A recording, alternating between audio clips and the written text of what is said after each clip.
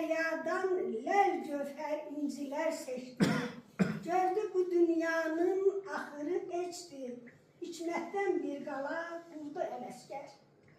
Hak söyledi, haktan geldi nidası. Dünyaya yayıldı sesi, sedası. Pür kemallıydı, yoktu edası. Tarihte möhrünü buldu Ələsgər.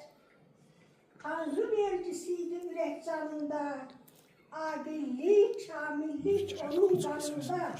Sənət meydanında, elin yanında, şöhrət zirvəsində durdu Ələsgər.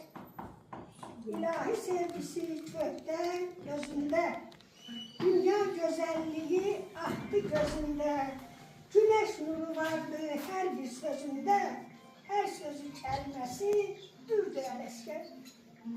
Ustadlar yanında ustaddı ustad, Gölçənin rəmzi tək çıxarıbdı ad. 200 il keçir, ruhu olsun şad. Sənət dünyasında bir də Ələsgər. Sənət dünyasında bir də Ələsgər.